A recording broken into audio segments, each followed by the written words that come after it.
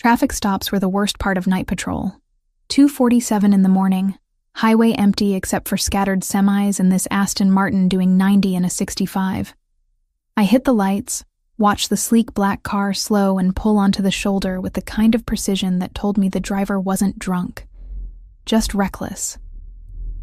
I approached the vehicle, hand instinctively near my service weapon. Standard procedure. 3 years on the force taught me that nothing about a traffic stop was ever truly standard. The window rolled down before I reached it. A man sat behind the wheel, and my first thought was that he looked like he'd stepped out of a magazine spread. Dark hair, perfectly styled even at this ungodly hour. Sharp jawline. Suit that probably cost more than my monthly salary. His hands rested on the steering wheel. Visible. Relaxed. Evening officer.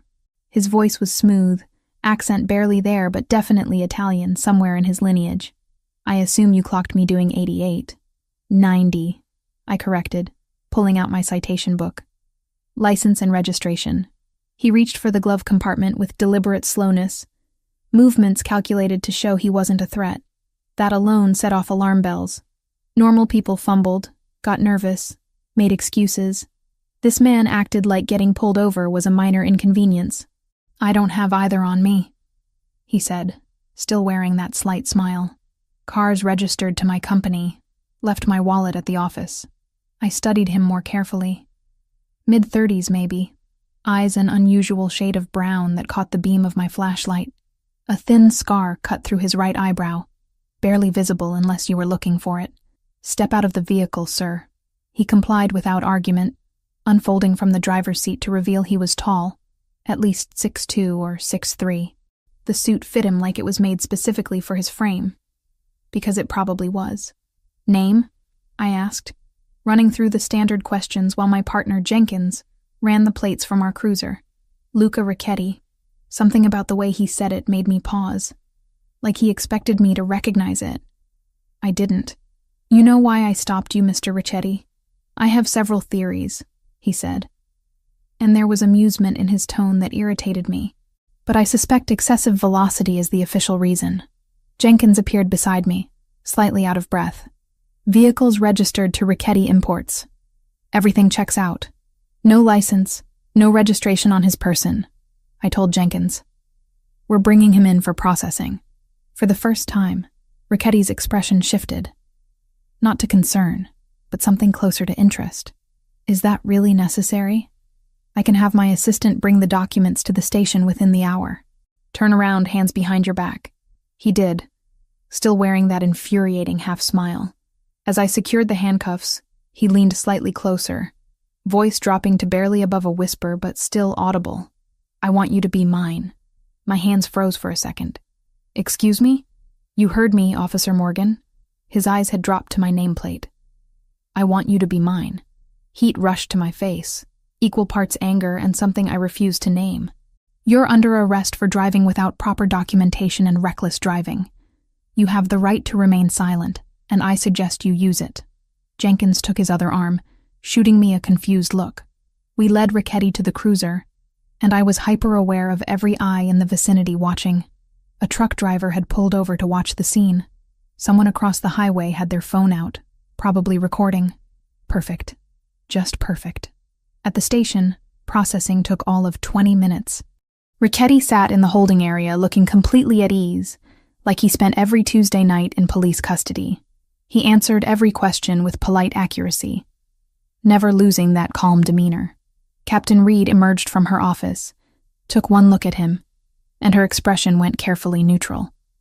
That was my second warning sign. Reed had been on the force for 23 years. Nothing rattled her. Officer Morgan, Jenkins, my office, now. We left Ricchetti with Officer Davis and followed Reed into her cramped office. She closed the door with more force than necessary. Do you know who that is? She asked without preamble. Luca Ricchetti, I said. Owns an import company, drives too fast, and has boundary issues. Reed's jaw tightened. Let him post bail. Get him out of here. Captain, he was doing 90 without documentation. I don't care if he was doing 120 while juggling chainsaws. Process the citation and let him go. Jenkins and I exchanged glances. Reed wasn't the type to let anyone slide, regardless of money or connections. Is there something we should know? I asked carefully. Just do it. And Morgan, stay away from him. That's an order, not a suggestion. 30 minutes later, a lawyer in a suit that probably cost more than my car showed up. Bail was posted. Richetti walked out of holding looking exactly as composed as when he'd walked in. He paused at the front desk where I was finishing paperwork. Thank you for your service, Officer Morgan. I'm sure we'll see each other again soon.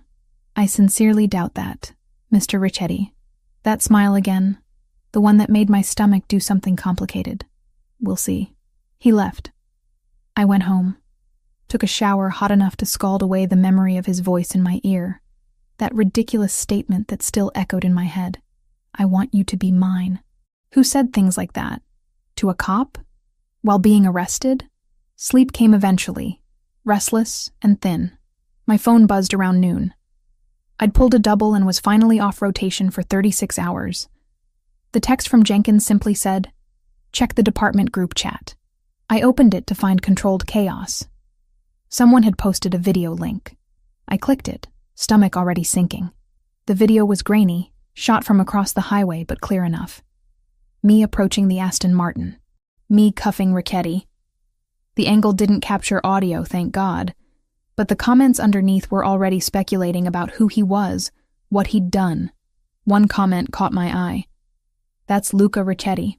My cousin works port security, says he basically runs half the docks. I was about to close the app when my doorbell rang. I wasn't expecting anyone. Through the peephole, I saw a delivery man holding an enormous bouquet of white roses. At least 3 dozen, arranged with the kind of artistry that screamed expensive. I opened the door. I think you have the wrong address. Olivia Morgan? He checked his tablet. That's me, but I didn't order. Delivery for you, ma'am. Sign here. I signed because what else was I going to do? And took the flowers inside. They smelled incredible, filled my small apartment with their fragrance. The card was simple, cream-colored cardstock with elegant handwriting. Thank you for your courtesy, Officer Morgan. L.R. I should have thrown them out. Should have reported it as harassment or intimidation or whatever the correct protocol was. Instead, I put them in water and stared at them for way too long, trying to figure out why my hands were shaking. Captain Reed's office smelled like burnt coffee and old case files. She'd called me in first thing when I reported for my next shift, her expression more serious than I'd seen in months. Close the door, Morgan. I did, settling into the worn chair across from her desk. Through the window behind her, I could see the bullpen, other officers starting their day with the usual chaos of shift change. Reed pulled a folder from her drawer and dropped it on the desk between us. Luca Richetti, age 34, born in Naples, moved to the States when he was 8. Runs Richetti Imports, legitimate on paper. In reality, he's the head of one of the most powerful organized crime families on the East Coast. My stomach dropped. You're saying he's Mafia? Yes. His father ran the organization before him. Luca took over when he was 19 after his parents were killed in what the official report called a car accident. Reed's finger tapped the folder. It wasn't an accident. Rival family took them out. Luca consolidated power within 6 months and has held it ever since. I thought about the man in the tailored suit, the way he'd smiled when I cuffed him. That calm, almost amused demeanor suddenly took on a different weight. He's been under federal investigation 3 times, Reed continued. Nothing's ever stuck. He's careful, insulated, doesn't get his hands dirty directly. Why are you telling me this? Reed leaned back in her chair, studying me with those sharp eyes that missed nothing. Because I need you to understand the situation. That traffic stop video went viral locally. You're visible now, associated with him. Even if it was just doing your job. That's not my fault. No, it's not. But there's something else you need to know. She paused, seeming to choose her words carefully. We've had leaks in the department. Information getting out that shouldn't. Details about ongoing investigations. Surveillance schedules. Someone's feeding intel to someone on the outside. The implication settled over me like ice water. You think it's connected to Richetti? I don't know, but I'm telling you this so you understand why you need to be careful. Stay away from him, Morgan. Don't engage if he contacts you again. These people, they don't play by rules we recognize. I left her office with more questions than answers. The folder's contents burned into my memory. The bullpen felt different now, like I was seeing everyone through new eyes. Who was the leak? Was it someone I worked with every day? Jenkins caught up with me at my locker. Everything okay? Reed looked intense. Just routine follow-up on the Richetti stop. I kept my voice neutral. Nothing serious. He nodded, accepting it, and headed out for patrol. I watched him go, hating that I was suddenly suspicious of everyone. The next 3 days were tense and uneventful. I kept checking over my shoulder, expecting something to happen, but nothing did. Life continued.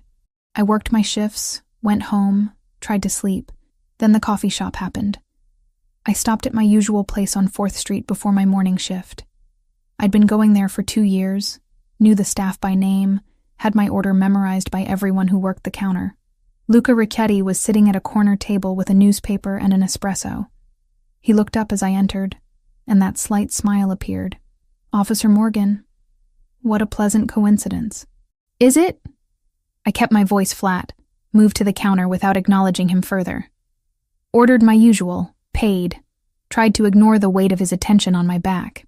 When my coffee was ready, I took it and headed for the door. His voice stopped me. "You should know that video has made you quite famous in certain circles." I turned. "I don't know what you're talking about. The traffic stop. It's being discussed by people who have interest in my movements. That makes you interesting by association." He folded the newspaper precisely. "You should be careful, Officer Morgan." "Is that a threat?" "A warning. There's a difference." He stood, leaving money on the table. "Enjoy your coffee." He left before I could respond. I stood there, pulse hammering, coffee cooling in my hands. The next morning, he was at the gym when I arrived for my 6 a.m. workout. Different location, same result. He was on the rowing machine, barely breaking a sweat, and nodded politely when he saw me. I left without exercising. The day after, I saw his Aston Martin parked outside the grocery store I used. He was in the produce section, examining tomatoes like he had all the time in the world. I grabbed my essentials and got out of there, skin crawling with the sensation of being watched. The pattern was clear. He wasn't hiding it, wasn't trying to be subtle. Wherever I went, he appeared. Always polite, always at a distance. Never quite crossing the line into anything I could officially report. On the 4th day, I'd had enough. I waited in the gym parking lot, next to his car. When he emerged, I was leaning against the Aston Martin's hood. "We need to talk." He didn't look surprised. "I was wondering when you'd confront me directly. Why are you following me?" "I'm not following you. I'm simply existing in the same spaces you frequent. It's a free country." That infuriating smile again. "But since you asked, I think we should have a conversation about your safety." "My safety is fine." "Is it?" He moved closer, not threatening, but suddenly I was aware of how much bigger he was. "That video put you on a radar you don't understand. The Yamaguchi family has been trying to move into my territory for months. They've been escalating, using violence, targeting civilian connections. I'm not your connection. I arrested you." They don't see it that way. They see a beautiful police officer who got my attention, who I sent flowers to, who I spoke to in a very specific way while being handcuffed. His eyes held mine. They see leverage. My mouth went dry. "You're saying I'm in danger because of you?" "I'm saying you were put in danger the moment that video went online. Not by me, by circumstance." He reached into his jacket, slowly, pulled out a business card. "If anything unusual happens, anything at all, you call this number. Franco Zanarello. He's my head of security, and he'll respond immediately. I'm a cop. I don't need a criminal security detail." "Then pray you don't need it." He pressed the card into my hand. "But keep it anyway." He got into his car and drove away, leaving me standing in the parking lot with a business card burning a hole in my palm. I should have thrown it away. Should have gone straight to Captain Reed and reported the conversation. Instead, I put it in my wallet, behind my badge, where I could pretend it didn't exist. That night, I pulled up the video again. Watched myself cuff Luca Richetti, watched the smooth way he moved, the control in every gesture. Read through hundreds of comments. many of them speculating about his identity. One comment thread caught my attention. "My aunt works at the port. Says the Yakuza's been pushing hard into Richetti territory. It's gonna get ugly." Another, "Friend in the FBI says they've been watching him for years. Can't touch him, though. Guys like smoke." I closed the laptop and stared at the white roses on my kitchen counter. They were starting to wilt, petals browning at the edges. But I hadn't thrown them out. Something told me I should be more afraid than I was. Instead, I felt something else entirely. Something dangerous and complicated that I refused to name. My phone buzzed. Unknown number. The message was simple. "Stop looking into things you don't understand. This is friendly advice." I stared at it for a long time before deleting it. Then I took Franco Zanarello's card out of my wallet and put it on my nightstand. Just in case. The double shift left me exhausted enough that I almost missed it. I'd worked 16 hours covering for Jenkins, who'd called in sick, dealt with 2 domestic disturbances and a bar fight, and all I wanted was my bed and 8 hours of uninterrupted sleep. My apartment building looked normal. Same cracked concrete steps, same flickering light in the hallway that the landlord kept promising to fix. I climbed to the 3rd floor, keys already in hand, and stopped dead when I saw my door. It was closed, but wrong. The frame was splintered near the lock, paint chipped away where someone had forced entry. Fresh damage, recent enough that I could smell the wood dust. Training kicked in. I dropped my bag, drew my service weapon, and radioed for backup. Then I waited, pulse thundering in my ears, every nerve on high alert. It took 8 minutes for the first unit to arrive. 8 minutes of standing in that hallway, weapon trained on my own door, imagining what I might find inside. Officer Davis arrived first, followed quickly by 2 more units. We cleared the apartment room by room, corners and closets, every space someone could hide. Empty. Whoever had been here was long gone. But they'd left their mark. My living room was destroyed. Couch cushions slashed open, stuffing everywhere. Books pulled from shelves and scattered across the floor. Kitchen cabinets hung open, contents dumped out. In my bedroom, drawers had been yanked out and upended, clothes thrown everywhere.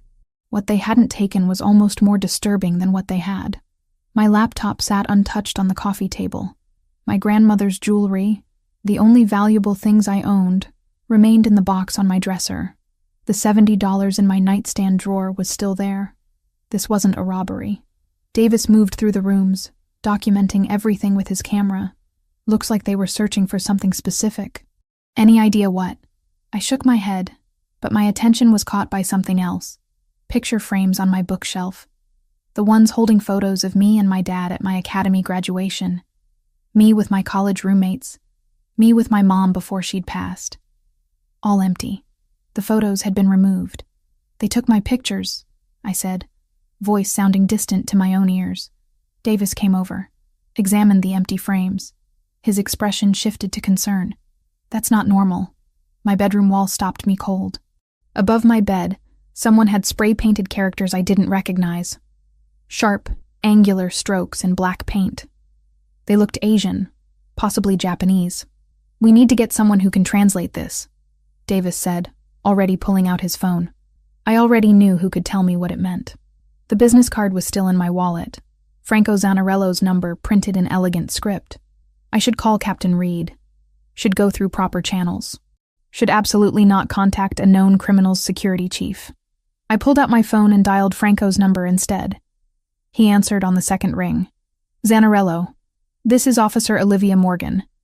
Luca gave me your number. My apartment's been broken into." Silence for 2 beats. "Are you there now?" "Yes. Other officers are here, but nothing was stolen. They left a message on my wall, in Japanese. Get out of the apartment. Now. I'm sending someone immediately. I'm not leaving a crime scene. Officer Morgan." His voice cut through my protest with unexpected authority. "If there's Japanese writing on your wall, you're not dealing with a simple break-in. The Yamaguchi family leaves signatures. You need to leave that apartment right now, and you need to do it before anyone else sees that message." Something in his tone made my blood run cold. "What does it say?" "I'll be there in 10 minutes. Don't let anyone photograph that wall." He hung up. I stood there, phone still pressed to my ear, as the reality of my situation crashed down on me. This wasn't about me. This was about Luca. About that video. Those flowers. Whatever game was being played at levels I didn't understand. Davis came out of the bedroom. "Captain Reed is on her way. She wants everyone out until she gets here. Preserve the scene. I need 5 minutes alone in there first. Personal items." He hesitated, then nodded. "Make it quick." I went back into my bedroom and took photos of the Japanese characters with my personal phone. Then I grabbed the small fireproof lockbox from under my bed, the one holding my important documents, and shoved it into my work bag. When I emerged, Davis and the other officers were in the hallway. Franco Zanarello arrived exactly 10 minutes after I'd called him. He was shorter than Luca, maybe 5'10", with salt and pepper hair and the kind of face that had seen too much. He wore a dark suit and moved with the confidence of someone used to difficult situations. "Officer Morgan?" He extended a hand. "Franco Zanarello. I'm a security consultant." I shook his hand, aware of Davis watching. "Thanks for coming." Franco's eyes moved past me to the open apartment door. "May I see the message?" Davis stepped forward. "Sir, this is an active crime scene. I understand. I'm simply offering translation services. I'm fluent in Japanese." Franco's smile was professional, practiced. "Unless you have someone else available?" Davis looked at me. I nodded. We went inside, Franco moving through the space with careful attention. When he saw the characters on my bedroom wall, his jaw tightened. "What does it say?" I asked. "We know your weakness." Franco pulled out his phone and took a photo before turning to me. "This is a Yamaguchi signature. They're a Yakuza organization that's been trying to expand into Luca's territory. This is a message meant for him, using you as the delivery method." "Why me?" "The video, the flowers he sent. They think you matter to him." Franco's expression was grim. "Which means they'll use you to get to him if they can." Davis had followed us in. "I'm going to need you to come down to the station and make a formal statement about this." "Of course." Franco handed him a business card. "Here's my contact information for the report." Captain Reed arrived 20 minutes later. She took one look at the Japanese characters, then at me, and I watched her expression shutter closed. We spoke briefly in the hallway. Her voice low and controlled. "You need to find somewhere else to stay tonight. Maybe with family. My parents are both dead. I don't have anyone." The words came out flat. "I can get a hotel. That's probably smart." She paused. "Morgan, this is exactly what I warned you about. I know. I didn't ask for this. I know you didn't. But it's happening anyway." She looked back at my ruined apartment. "Take a few days.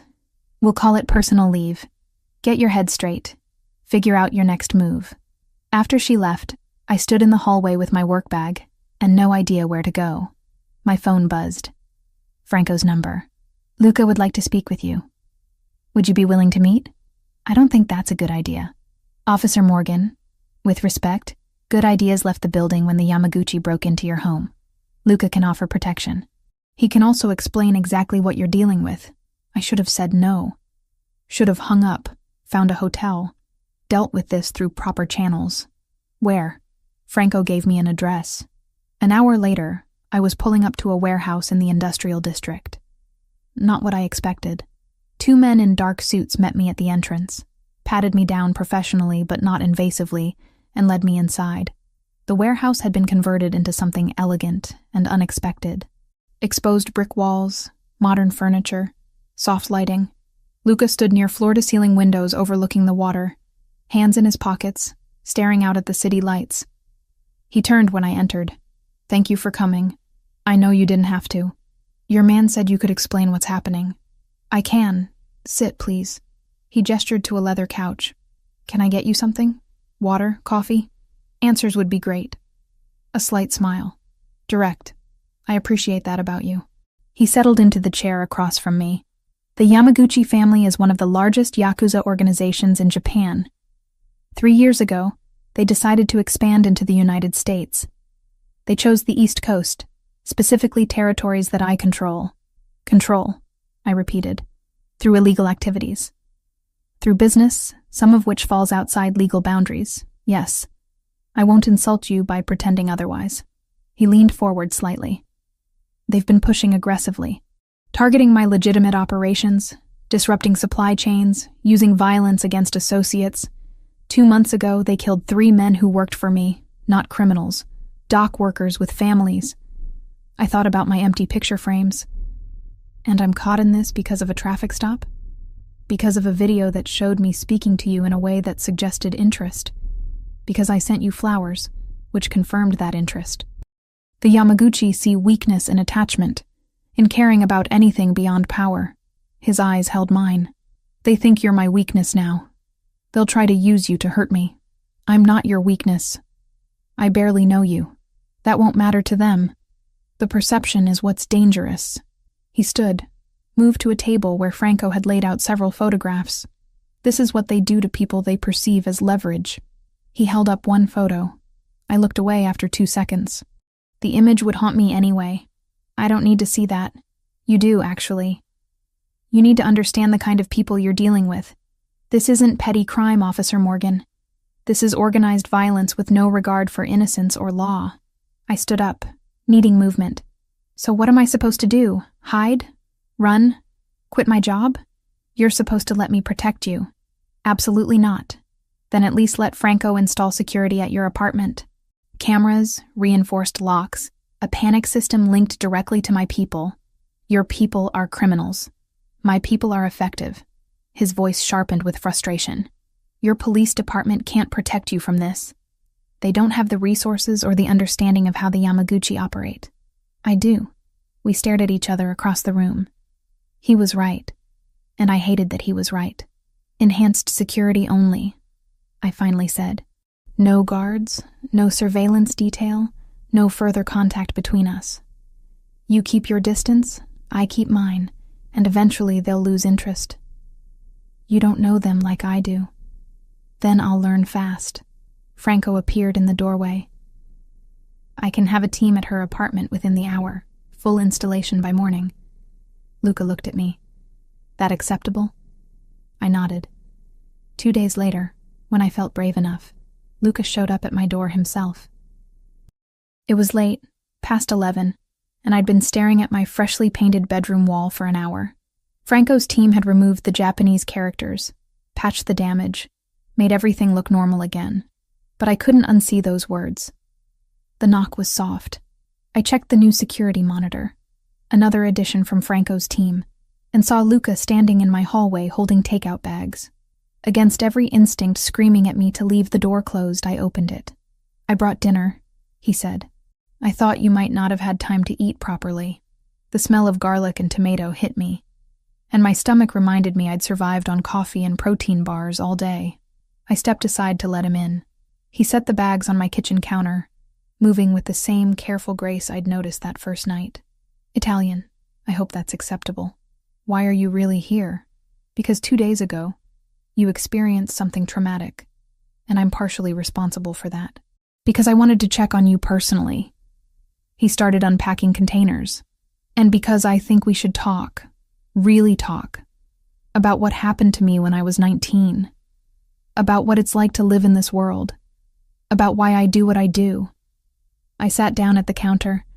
He served food onto plates, found forks in my drawer without asking where things were, and sat across from me. My father was a good man, he began. Hard, but fair. He ran his organization like a business, avoided unnecessary violence, took care of people. When I was 19, the Rossi family decided they wanted our territory. They killed both my parents on a Sunday afternoon. Car bomb.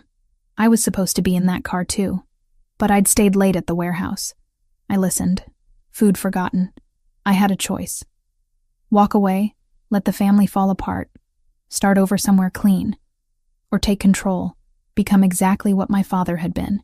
His fingers traced the rim of his water glass. I chose the latter. Not because I wanted power, but because 30 families depended on the organization for their livelihood. Because walking away would have meant more bloodshed as everyone fought over the vacuum. You could have gone to the police. The police couldn't prove anything. The Rossi family was very careful. And by the time I'd consolidated power, I was too deep to extract myself without massive casualties. He met my eyes. I'm not asking for forgiveness or understanding. I'm just explaining how a 19-year-old kid becomes a 34-year-old criminal, because I think you deserve to know who sent you flowers.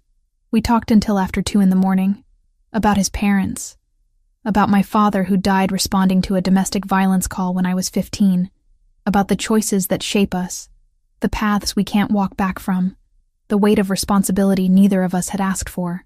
When he finally left, I stood at my window watching his car drive away, thinking about how nothing in my training had prepared me for this, for feeling sympathy towards someone like Luca Ricchetti, for understanding, even slightly, the world he inhabited, for wanting to see him again. A week passed with eerie calm. I returned to work, went through my routines with the new security system humming in the background of my life. No more break-ins, no mysterious messages. Luca kept his distance like I'd asked. I told myself I was relieved. Told myself the knot of disappointment in my chest was just stress. Thursday evening, I stopped at the grocery store on my way home from a day shift. Nothing fancy, just milk, bread, something for dinner that didn't come from a drive-thru. The parking lot was half empty, streetlights just starting to flicker on as dusk settled over the city. I was loading bags into my trunk when I heard footsteps behind me. Too close, too fast. Training kicked in before conscious thought. I spun, hand going for my weapon. But there were 3 of them, and they moved with coordinated precision. The first man grabbed my arm. Asian, maybe late 20s, tattoos visible at his collar. I twisted, broke his grip, got my hand on my gun.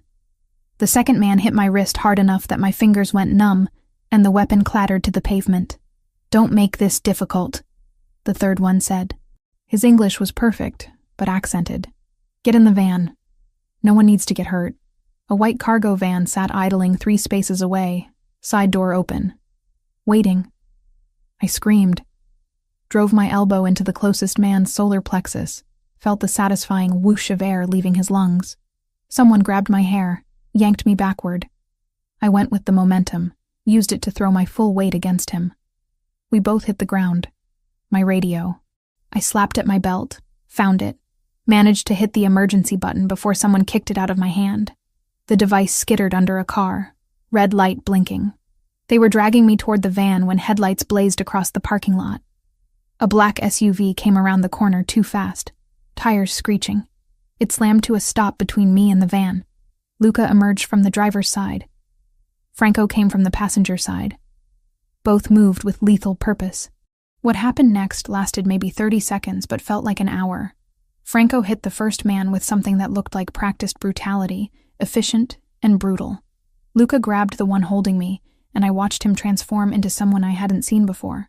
The violence was controlled, but absolute. He broke the man's grip on me with a move that left him screaming. The third attacker pulled a knife. Luca disarmed him so fast I barely tracked the motion, then put him on the ground with his knee on the man's spine. "Touch her again, and I'll kill every member of your organization starting with you." Luca's voice was empty of emotion, cold in a way that raised every hair on my body. Tell Tanaka this was his only warning. Franco zip-tied 2 of them to a light pole. The third was unconscious. Luca turned to me and his expression shifted, the coldness evaporating into something like concern. "Are you hurt?" I couldn't answer. My hands were shaking, adrenaline crashing through my system. I watched him wipe blood off his knuckles with a handkerchief, watched Franco secure the scene with mechanical efficiency, and realized I'd just seen exactly what kind of man Luca Ricchetti really was when pushed. Sirens wailed in the distance. My emergency signal had gone through. "We need to go," Franco said. "Police will be here in 2 minutes. I'm not leaving. I'm a cop. You need to come with us right now." Luca's hand on my arm was gentle despite everything I'd just witnessed. "Those men will tell the police anything that serves them. You were attacked. You defended yourself. We happened to intervene. But if you stay, this becomes complicated in ways that put you in more danger." "Luca," Franco's voice held warning. 60 seconds. Please." Luca's eyes held mine. "Trust me for the next hour. After that, you can call whoever you want, report whatever you need to. But right now, I need to get you somewhere safe. I should have stayed. Should have waited for backup, filed reports, done everything by the book. Instead, I got into his SUV. He drove fast, but not recklessly, taking turns that suggested he knew exactly where he was going. Franco sat in the back, on his phone, speaking in rapid Italian. My police radio sat on my belt, silent now, probably being discussed by every unit in the vicinity. Where are we going? My property. It's secure. Luca's knuckles were white on the steering wheel. I'm sorry. I had people watching, but they moved faster than we anticipated. You had people watching me? Yes. I told you I would protect you. He glanced over. Are you injured? Did they hurt you? Bruises. Nothing serious. I pressed my palms against my thighs to stop them shaking. How did you know to come? My people saw them setting up. Called it in. Franco and I were 15 minutes away. We got lucky. Lucky. I'd just been almost kidnapped in broad daylight. Had watched Luca break someone's arm without hesitation. And we were calling it lucky. The property was 30 minutes outside the city, hidden behind gates and walls that screamed private. The house itself was unexpected. Modern architecture, clean lines, floor-to-ceiling windows overlooking manicured grounds. Not the Gothic mansion I'd imagined. Inside was even more surprising. Minimalist furniture, expensive but understated. Art on the walls that looked original. Everything carefully curated, but somehow still feeling lived in. Franco disappeared down a hallway after a brief conversation in Italian with Luca. We were alone in a living room that probably cost more than my annual salary. Sit, Luca said, guiding me to a leather couch. I'm going to get the first aid kit. I don't need... Your arm is bleeding. I looked down. He was right. One of them must have caught me with the knife. A shallow cut through my sleeve. I hadn't even felt it happen. Luca returned with a kit that would put a small hospital to shame. He sat beside me, rolled up my sleeve with careful hands, cleaned the wound with efficiency that spoke of experience. His touch was surprisingly gentle. This is going to hurt, he warned before applying antiseptic. It did. I hissed through my teeth but didn't pull away. He worked in silence, bandaging the cut with practiced precision. You've done this before, I observed. Yes. Occupational hazard in my line of work. He finished, sat back. That should hold until you can get it properly looked at. I can't believe you had people following me. I can't believe you're surprised. He stood, moved to a cabinet, and poured amber liquid into 2 glasses. After what happened to your apartment, did you really think I'd leave you unprotected? I didn't ask for protection. You didn't need to. He handed me 1 glass. Whiskey. It'll help with the shock. I took it. Sipped. It burned going down, smooth and expensive. We sat in silence for a moment. The weight of what had just happened settling over us. What I did to those men, Luca said finally. That's who I am when violence becomes necessary. I wanted you to see it eventually, but not like this. You were terrifying. Yes. No denial, no apology. That's the point. In my world, the appearance of capability prevents most fights before they start. But when they start anyway, you finish them decisively. I thought about the man screaming, the cold way Luca had delivered his threat. You meant it. About killing them. Every word. He met my eyes. Does that frighten you? It should. But does it? I wanted to say yes. Wanted to be horrified, to call for backup, to run from this man and everything he represented. Instead, I kept seeing him appear in that parking lot, the way he'd positioned himself between me and danger without hesitation. I'm questioning my judgment, I admitted. That's probably wise. A slight smile, almost sad. I'm not a good man, Olivia. I've done things that would horrify you if you knew the details. But I keep my word, and I protect what's mine. I'm not yours. Aren't you?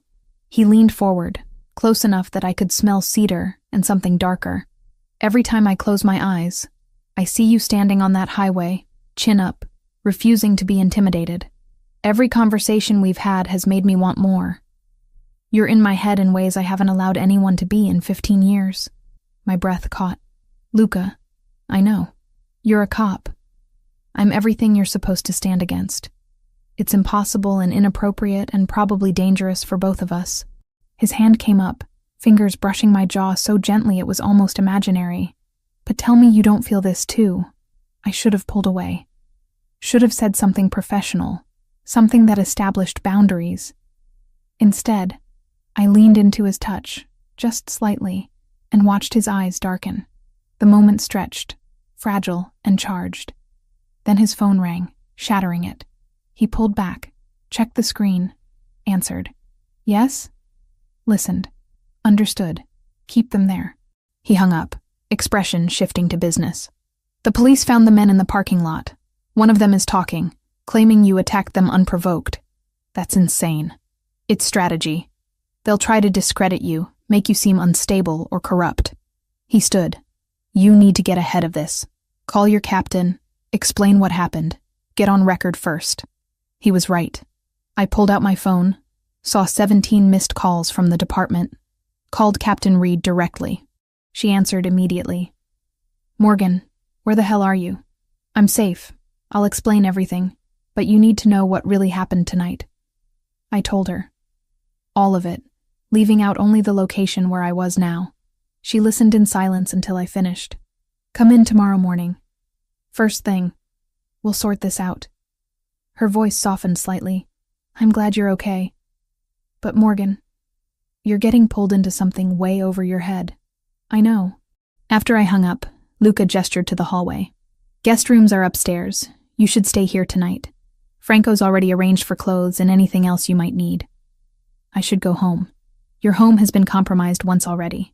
Here, you're safe. His expression was earnest. Please, let me have this much peace of mind.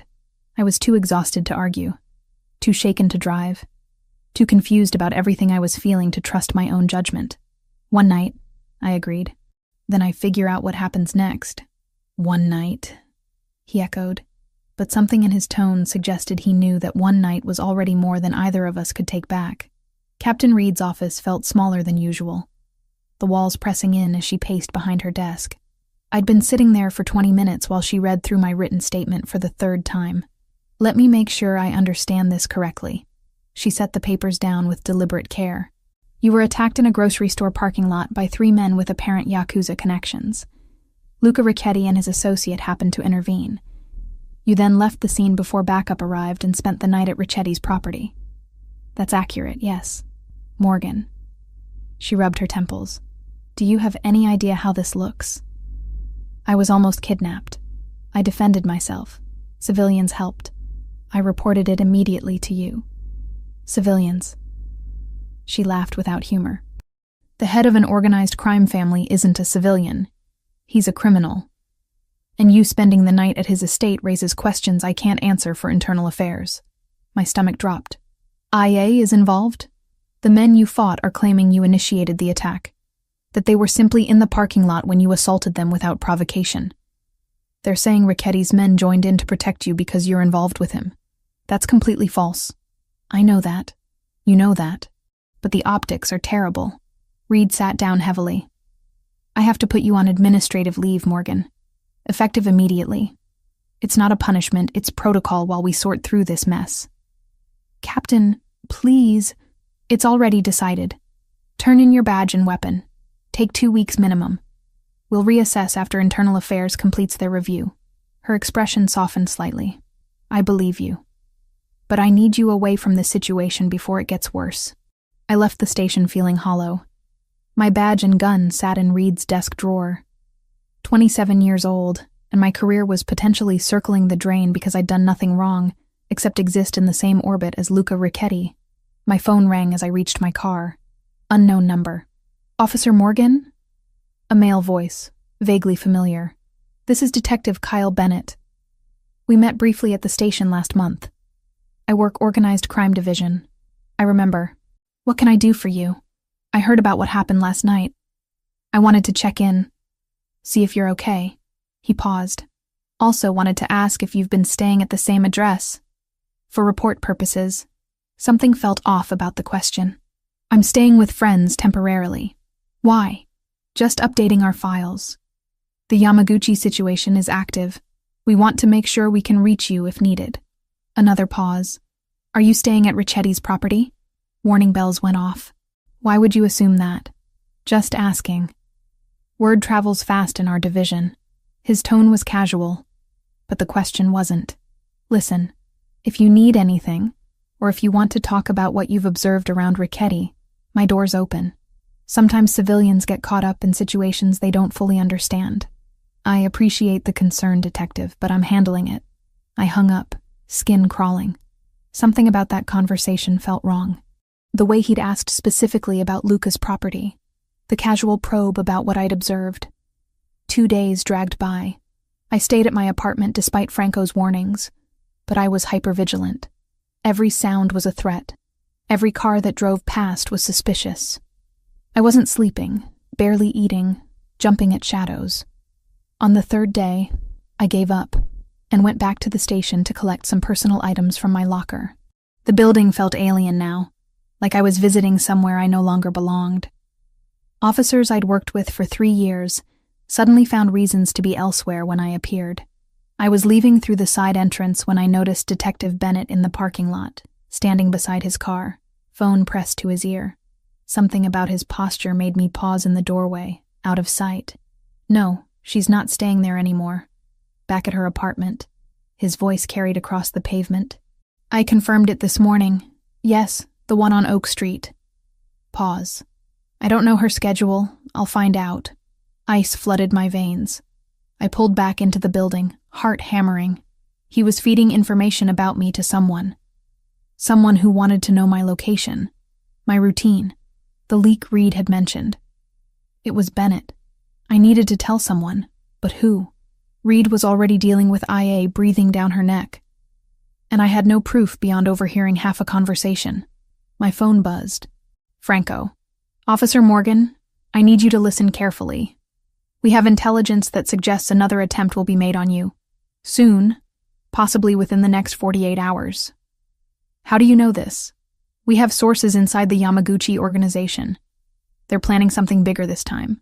More public. Meant to send a message to Luca. I thought about Bennett in the parking lot, confirming my location. I think there's a leak in my department. Someone's feeding them information about me. Silence for 3 seconds. That would explain how they knew your schedule at the grocery store. Can you identify who? Detective Kyle Bennett, Organized Crime Division. I just overheard him on the phone confirming where I'm staying. Get somewhere public immediately. Stay visible. I'm sending a car to your location. Franco's voice was tense. Don't go home. Don't go anywhere isolated. Understood? Understood. I drove to a busy cafe downtown, one with cameras and crowds. Ordered coffee I didn't drink and sat near the window where I could watch the street. 30 minutes passed. An hour. My phone rang. Captain Reed. Morgan, where are you right now? Downtown. Why? There's been an incident at the precinct. Shots fired in the parking lot. Multiple casualties. Her voice was strained. I need you to stay wherever you are. Do not come here.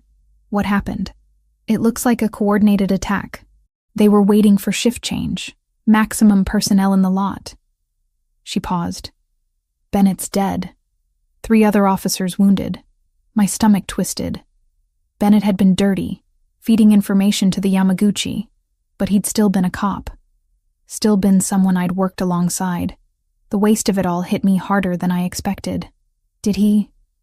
I couldn't finish the question. Died instantly. Multiple gunshot wounds. Reed's voice was flat. Whatever he was involved in, it got him killed. My hands went numb. The Yamaguchi? We think so. Morgan, this was about you. They were asking officers where you were, looking for you specifically. When they couldn't find you, they opened fire. Guilt crashed over me like a physical weight. People were hurt because of me. Bennett was dead, and even though he'd been dirty, he was still a cop. This was my fault. I'm coming in.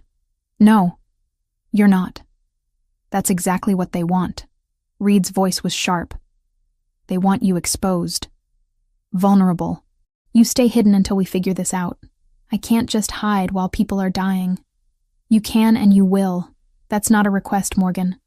I've already got the mayor breathing down my neck and the FBI getting involved. You being here will only make it worse. I sat in that cafe for another hour. watching police cars and ambulances scream past on their way to the precinct. News alerts started flooding my phone. 3 officers wounded, 1 dead. Suspects fled the scene. Possible gang-related violence. Franco appeared beside my table so quietly I jumped. "We need to go. Now." "How did you—" "Tracked your phone. Come on." He led me to a different SUV, this one with tinted windows and a driver I didn't recognize. We pulled into traffic, heading away from the city center. "Where are we going?" "The property. It's the only place that's truly secure right now." Franco's jaw was tight. "That attack at your precinct was a message. They're escalating because Luca won't give them what they want." "Which is what, exactly?" "Territory. 3 blocks of waterfront property worth about 40 million. Luca controls it, they want it. And they've decided the fastest way to pressure him is through you." We drove in silence for several minutes. Then Franco's phone rang. He answered, listened, his expression darkening. "How many?" Pause. "Get them to the property, all of them." "What's wrong?" "Yamaguchi hit one of Luca's warehouses. 4 men were there, loading shipment. They're alive, but it's bad." He looked at me. "This is a full-scale war now. You being at the property isn't just about protecting you anymore. It's about consolidating everyone Luca cares about in one defensible location." The property gates loomed ahead. Armed guards waved us through. Inside, the peaceful estate I'd seen before had transformed into something else entirely. Men in tactical gear patrolled the grounds. Vehicles were positioned strategically. This wasn't a home anymore. It was a fortress. Luca met us at the door. His shirt sleeves were rolled up, phone in one hand. He looked exhausted. Thank God. He pulled me inside, hands on my shoulders, checking me over. "Are you hurt?" "I'm fine." "Luca, what's happening?" "War." He let go of me, ran a hand through his hair. "The Yamaguchi have decided that taking you will force me to negotiate. They're hitting everywhere at once, trying to smoke us out." His eyes met mine. "I'm sorry. I never wanted you in the middle of this." Franco disappeared down a hallway. We stood in the foyer, the sounds of organized chaos echoing around us. "There was a detective," I said. "Kyle Bennett. He was feeding information to them. I overheard him on the phone confirming my location." "Was?" "He's dead. They killed him during the attack on the precinct." Luca's expression went cold. "They killed their own source? Maybe he stopped being useful. Maybe he wanted out." I wrapped my arms around myself. "People are dying because of me. People are dying because the Yamaguchi are animals who use violence as negotiation." He stepped closer. "This isn't your fault. It feels like it is. I know. But feelings aren't facts." He hesitated, then asked, "When you were at the precinct before the attack, were you there long?" "Just to get things from my locker." "Why?" "Because if you'd been there during shift change, you'd be dead right now. They timed it specifically." His hand cupped my face, thumb brushing my cheekbone. "You're alive because Franco's team was tracking you, because we got you out." The weight of that settled over me. I'd been minutes away from being in that parking lot, minutes from being shot like Bennett, like the other officers. "I shot someone once," I heard myself say. 2 years into the job. Domestic violence call. Guy pulled a gun on my partner. I put 2 rounds in his chest. Killed him instantly. Luca listened without interrupting. I had nightmares for months. Therapy. Reviewed the shooting 100 times. Eventually, I accepted it was clean, justified, unavoidable. But I still see his face sometimes.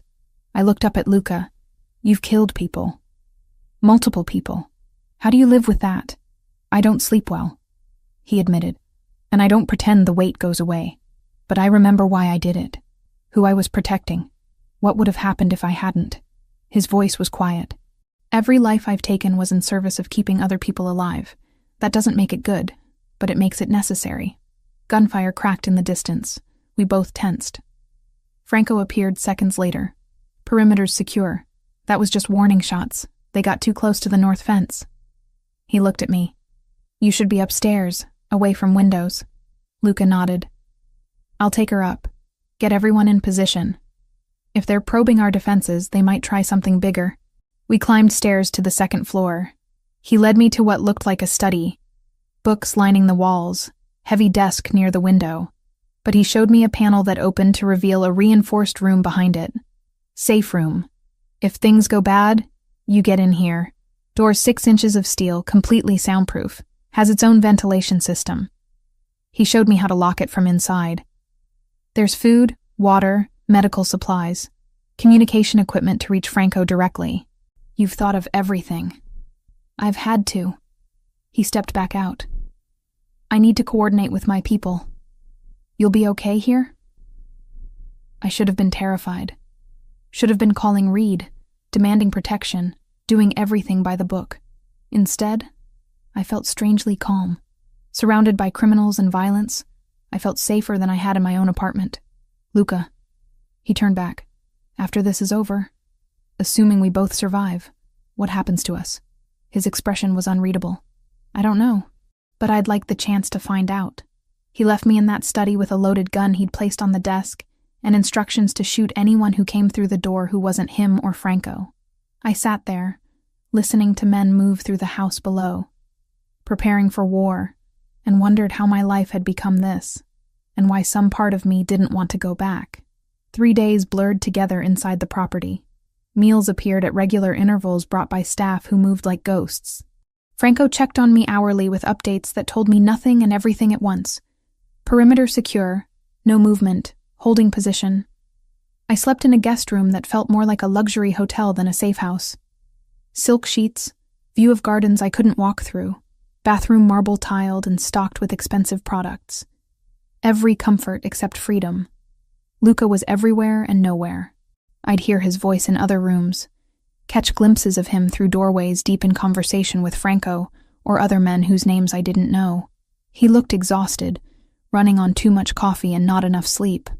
On the 3rd night, he finally knocked on my door past midnight. Come in. He entered carrying 2 plates. I thought you might be hungry. Staff went home hours ago, but I found pasta in the kitchen. The domestic gesture was so unexpected I almost laughed. You cooked? Heated up, technically. My culinary skills are limited. He set the plates on the small table by the window. Join me? We ate in comfortable silence for several minutes. The pasta was simple but good, and I realized I'd barely eaten all day. How are you holding up? He asked finally. I'm going stir-crazy. I'm not built for sitting still while other people fight battles around me. I set down my fork. What's the situation? And don't give me the sanitized version Franco's been feeding me. Luca considered this, then nodded. The Yamaguchi pulled back after the precinct attack. Too much heat from law enforcement. But they're regrouping, not retreating. My sources say they're planning something bigger. A final push to force me into giving them what they want. The waterfront property. Yes, 40 million in real estate. But more importantly, it's strategic. Control those docks, and you control shipping routes up and down the coast. He pushed food around his plate. I've been negotiating with intermediaries, trying to find a solution that doesn't end with more bodies. What kind of solution? A meeting, face-to-face with their leadership, mediated by a neutral third party. We hash out territory division, establish clear boundaries, end this before it spirals further. My stomach tightened. That sounds like a trap. It probably is. His voice was matter-of-fact. But it's also the only way forward. I can't keep living like this, Olivia. My people can't.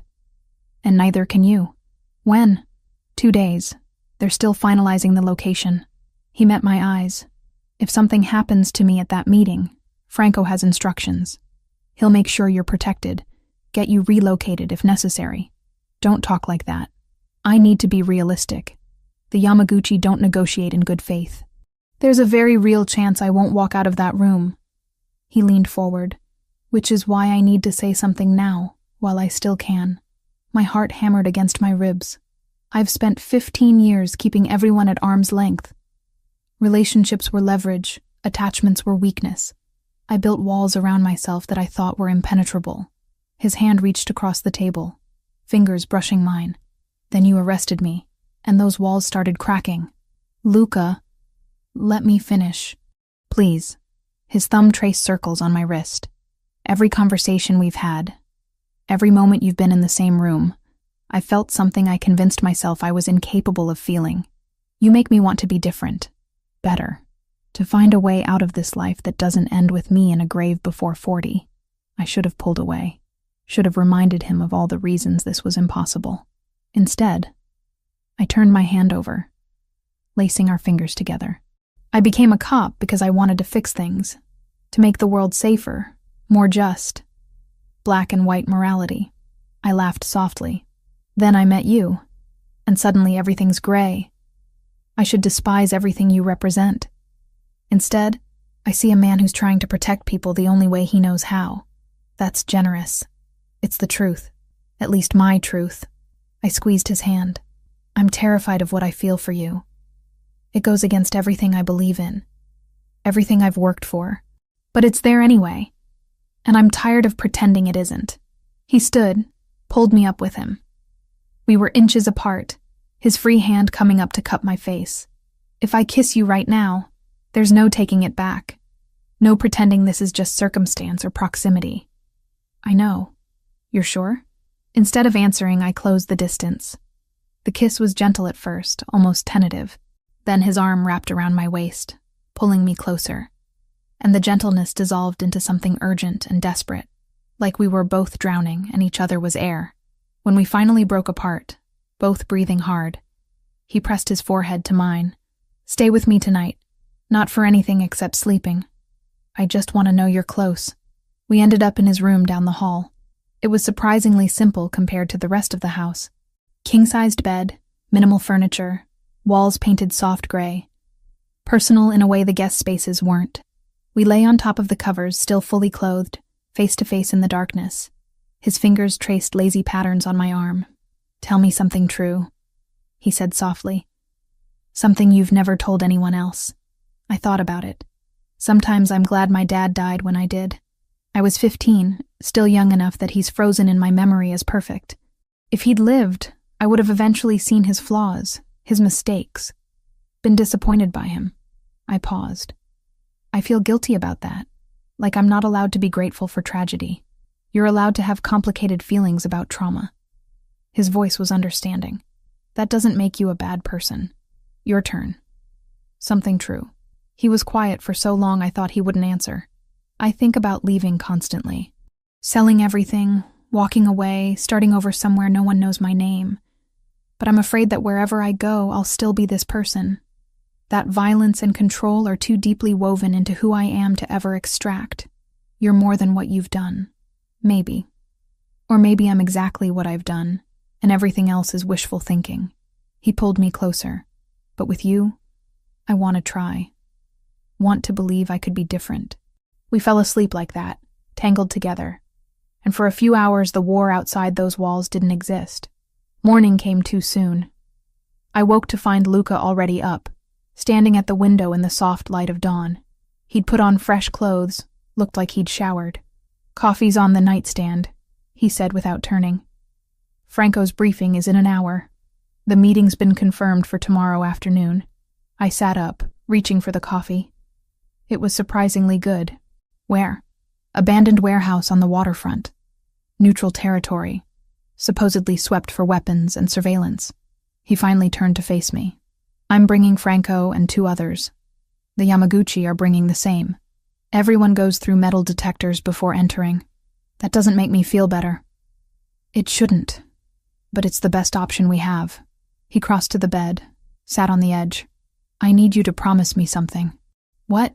If things go sideways tomorrow, if Franco tells you to run, you run. No arguments, no hesitation. You get out and you don't look back. Luca, promise me, Olivia. Please. I wanted to argue. Wanted to say I'd fight beside him, that I wouldn't abandon him. But I could see in his eyes how much he needed this reassurance. I promise. He kissed me then. Slow and thorough.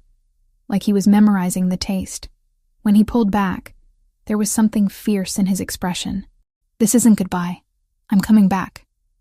But just in case, I need you to know that meeting you changed everything. Whatever happens tomorrow, I don't regret a single moment. Then make sure you survive to have a lot more moments. He smiled, but it didn't reach his eyes.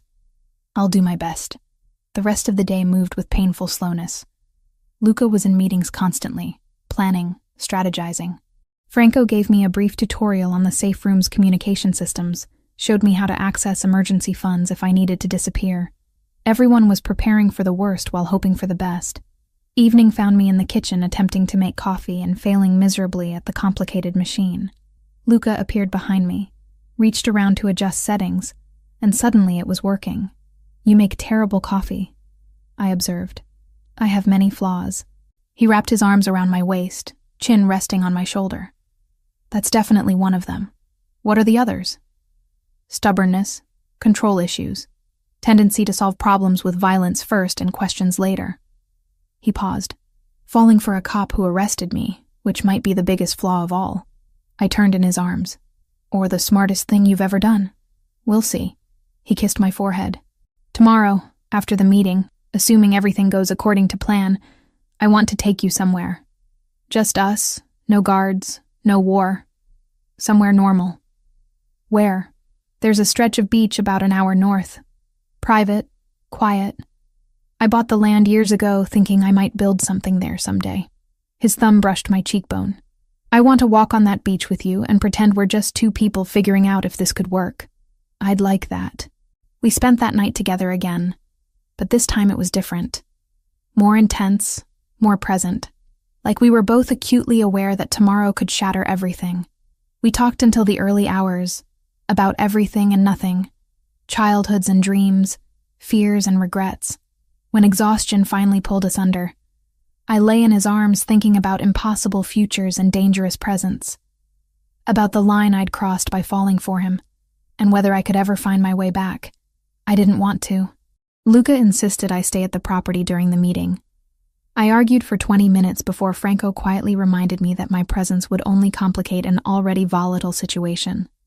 He was right, and I hated it. They left at noon. Luca paused at the door, kissed me once more like he was memorizing the feeling, then walked out without looking back. Franco followed with 2 men I recognized from the security detail. 4 against however many the Yamaguchi brought. The house felt empty after they left. Staff moved through rooms on silent feet, but the energy had changed. Everyone was waiting, tense, for news that might not come.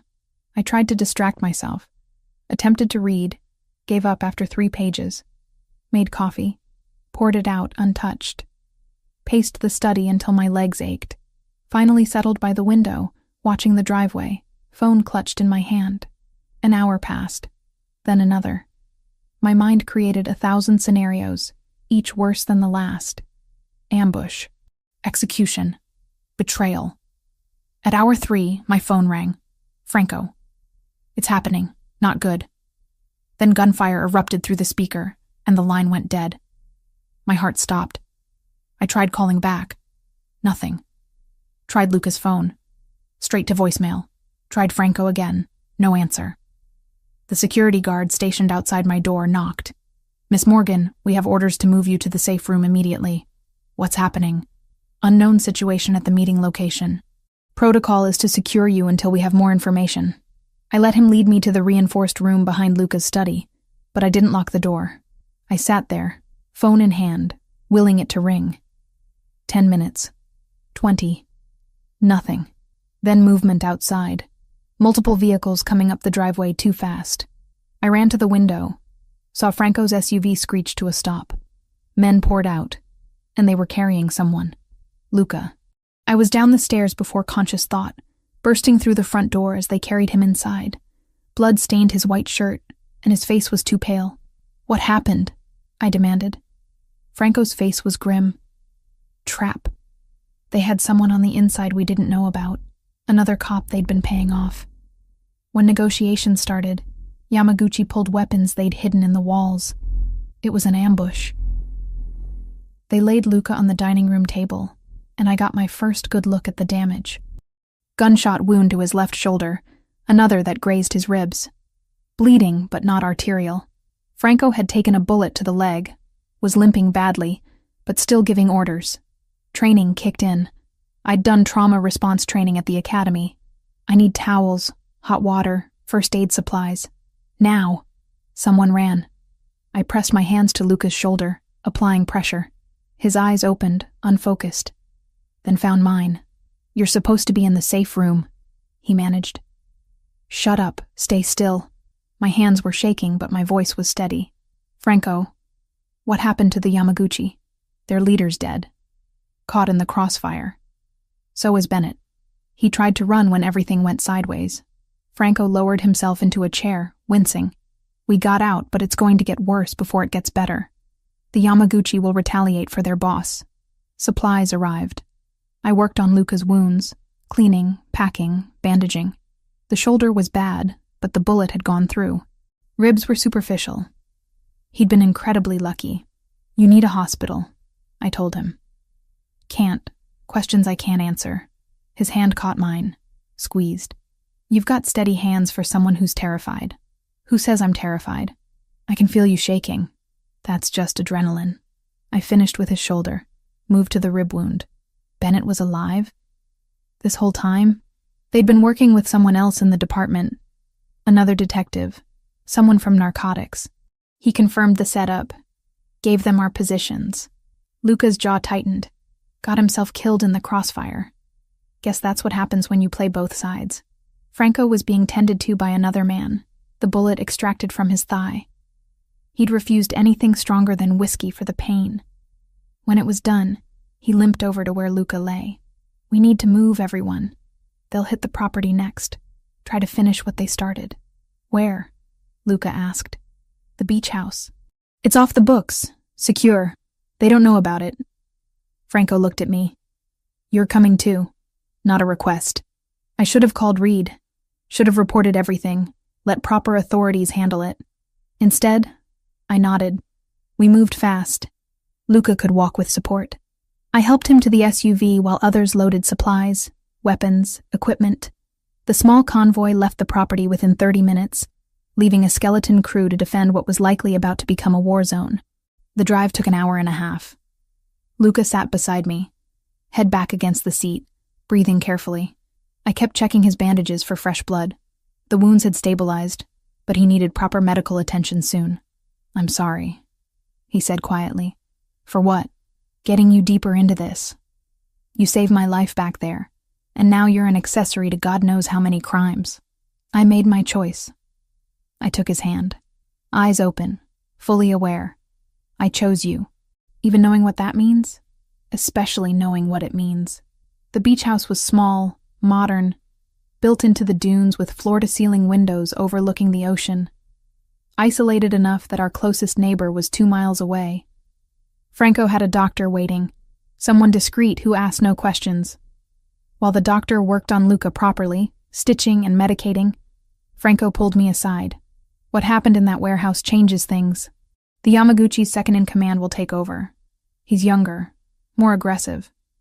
This war just escalated." He studied me. "You understand you can't go back to your old life now? You've crossed too many lines. Done too much. Even if we win this, you're compromised." "I know. And you're okay with that?" I thought about my badge in Reed's drawer. My apartment I'd barely lived in. The career I'd built for 3 years. All of it felt like someone else's life now. "I'm okay with it." He nodded slowly. "Luca's lucky to have you. I hope he knows that." The doctor finished around 10 p.m. Luca would be fine, needed rest and antibiotics. But barring infection, he'd recover fully. Franco's leg would take longer, but wasn't life-threatening. We gathered in the living room, exhausted and battered. 2 of Franco's men stood guard outside. Everyone else had scattered to various safe houses, orders given to lie low until the situation stabilized. "What now?" I asked. Luca, propped up on the couch with enough painkillers to make him drowsy but still lucid, considered the question. "Now we wait for their move. They'll want revenge for their boss. But they're also in chaos, dealing with succession and reorganization. We have maybe 48 hours before they regroup. And then we finish this. One way or another." His eyes met mine. "I'm getting out, Olivia. After this ends, I'm done. I'll transition everything to Franco, cash out my legitimate holdings, and disappear. I told you I think about leaving constantly. Now I'm actually going to do it." Franco looked surprised, but not displeased. You're serious. Completely. I'm 34 years old, and I just took 2 bullets in a warehouse fight. I'm tired, Franco. Tired of violence. Tired of looking over my shoulder. Tired of being this person. He reached for my hand. I want that normal life. The beach walks and terrible coffee and waking up without wondering if today's the day someone finally kills me. What about the organization? It's yours if you want it. You've earned it 100 times over. I'll help with the transition, make sure everyone's taken care of, but then I'm out. We sat in silence. The sound of waves crashing against the shore filtering through the windows. The weight of everything that had happened, everything still to come, pressed down on all of us. Later, when Franco had gone to coordinate with his men and we were alone, Luca pulled me down beside him on the couch. Are you sure about this? He asked. About me? About leaving everything behind? I've never been more sure of anything. I rested my head on his good shoulder. My whole life, I've done what was expected. Followed rules, pursued the right career, tried to be the daughter my parents would be proud of, but none of it felt like mine. It felt like wearing someone else's life. And this feels like yours? You feel like mine. I lifted my head to look at him. I don't know what comes next, or where we'll go, or how we'll build something new. But I know I want to try. With you. He kissed me softly. When this is over, we're going to walk on that beach I told you about. Just us, normal people, figuring out how to be together. I'm holding you to that. Outside, night had settled completely over the water. Inside, surrounded by guards and weapons, and the aftermath of violence, we held each other and pretended for a few hours that we were just 2 people falling in love, even though we both knew that the war wasn't over yet, that the Yamaguchi would come, that everything we wanted was still on the other side of survival. But for now, in this moment, we were alive, together, and that was enough. 3 months later, I stood in the kitchen of a modest beach house an hour north of the city, watching sunrise paint the Pacific Ocean in shades of amber and rose. The coffee maker gurgled beside me. Fancy Italian machine that Luca still couldn't operate despite my repeated attempts to teach him. So much had changed in 90 days. The war had ended 2 weeks after the warehouse ambush. The Yamaguchi's second in command, a pragmatist named Sato, had reached out through intermediaries. Both organizations were bleeding resources, losing people, attracting too much law enforcement attention. A territory split was negotiated. Luca kept his waterfront properties. They got shipping routes on the south side and 3 blocks of commercial real estate, an uneasy peace that had held because both sides were exhausted. True to his word, Luca had dismantled his empire with methodical precision. Franco took over day-to-day operations, slowly legitimizing what could be legitimized and cutting loose what couldn't. Luca sold off properties, transferred assets into trusts, set up pension funds for families who'd worked for his father. The transition took months of careful planning, but he'd done it. I'd submitted my resignation to the police department 6 weeks ago.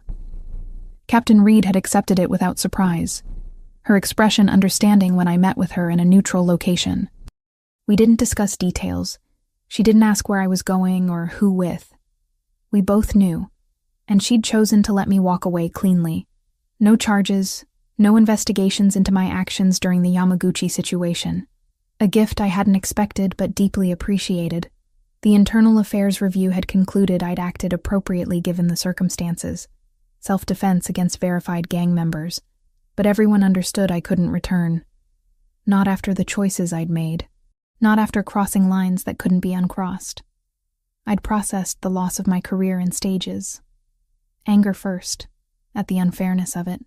Then grief for the life I'd planned, the future I'd imagined. Finally, acceptance. I'd chosen this path with open eyes. And while it hurt to leave police work behind, I didn't regret the reasons why. Luca had set me up as a security consultant for his legitimate businesses. The work was similar to police work in some ways, assessing threats, developing protocols, training personnel. It paid well and kept my skills sharp. More importantly, it was clean. Legal. Something I could build a real career around without compromising my values further. We'd bought this house together last month. Small, 3 bedrooms, built into the dunes with windows overlooking water. Private enough for safety, close enough to civilization that we didn't feel completely isolated. It was the first place that felt like ours. Not a safe house or temporary shelter, but an actual home. Footsteps behind me. Arms wrapped around my waist. Luca's chin resting on my shoulder. He'd healed well from his wounds. Scars remained. Thin lines across his ribs and shoulder, but no lasting damage. Franco had recovered too. Only a slight limp remaining on cold days. "You're up early," Luca murmured against my neck. Couldn't sleep. I leaned back into his warmth. Too much on my mind. "Want to talk about it?" I turned in his arms, nervous energy buzzing through me. I'd been holding this news for 2 days, waiting for the right moment. Sunrise in our kitchen felt right. "I have something to tell you." His expression shifted to concern. Should I be worried? No, but it's big. I took his hand, placed it on my stomach. "I'm pregnant." For 3 full seconds, he just stared at me. Then his face transformed into something I'd never seen before. Pure, uncomplicated joy mixed with wonder and a touch of fear. "You're sure?" Took 3 tests. All positive. I'm about 10 weeks along. I searched his face, trying to read his reaction beyond the initial surprise. "I know this isn't planned. We've only known each other 4 months. We're still figuring out how to be together, and everything's still uncertain." He kissed me, cutting off my nervous rambling. His hands cradled my face like I was something precious and fragile. When he pulled back, his eyes were suspiciously bright. "This is the best news you could have given me."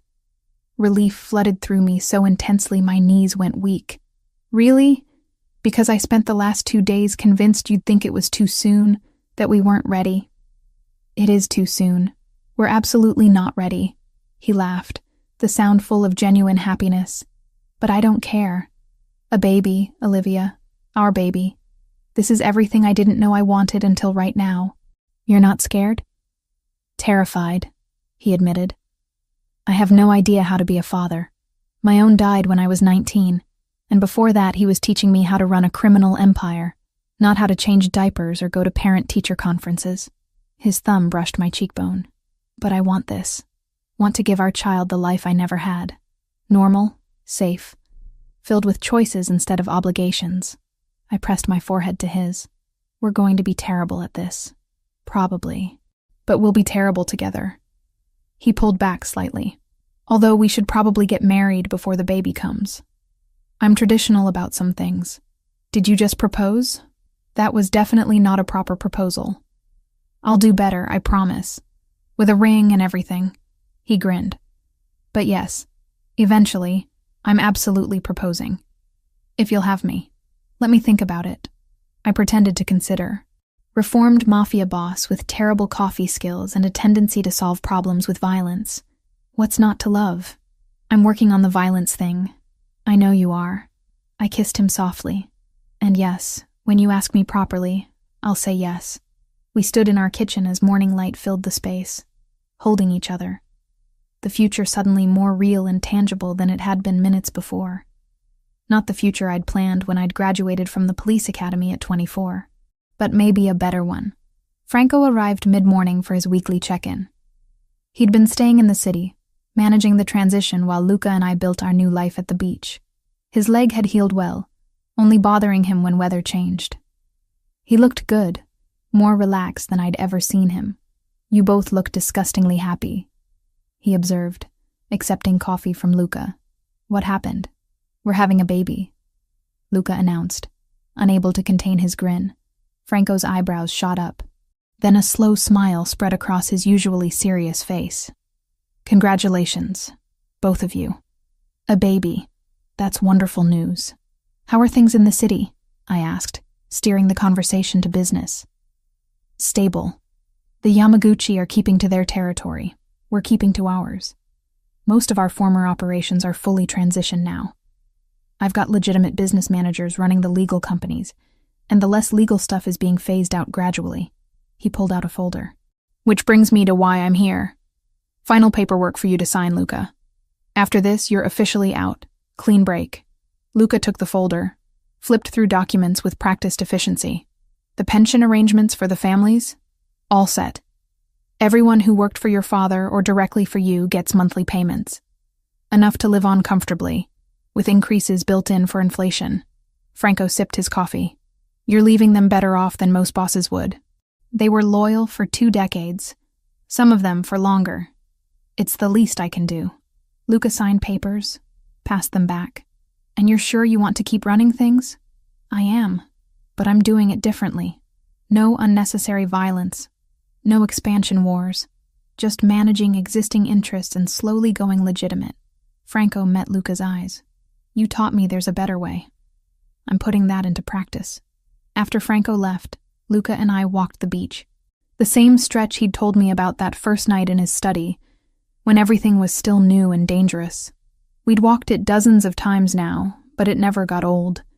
Sand under our feet, salt air filling our lungs, waves providing constant background music. Do you miss it? I asked. The power, the respect, the adrenaline. He considered the question carefully. Sometimes I miss the certainty of it, knowing exactly who I was and what my role was. But no, I don't miss the violence or the constant vigilance or the weight of being responsible for so many lives. He squeezed my hand. This is better. This is real. Even the boring parts? Especially the boring parts. Grocery shopping and mortgage payments and trying to figure out why the dishwasher makes that weird noise. He pulled me closer. I spent 15 years living in high gear. I'm ready for mundane. We continued walking in comfortable silence. In the distance, a few other people walked dogs or jogged along the waterline. Normal people doing normal things. We were part of that now, or at least learning to be. I've been thinking about the baby, I said, about what kind of parents we want to be. And I want to be honest. Age appropriately, but honest. About who we were, what we did, why we made the choices we made. I watched a seagull dive for fish. I don't want to lie or pretend we were something we weren't. But I also want them to understand that people can change, that mistakes don't define you forever. That's fair. Luca was quiet for a moment. I want them to have choices I never had. To pursue whatever makes them happy, not what's expected or necessary. And I want them to be kind. That's more important than being powerful or successful, says the man who used to run a criminal empire. Exactly. I know what power costs.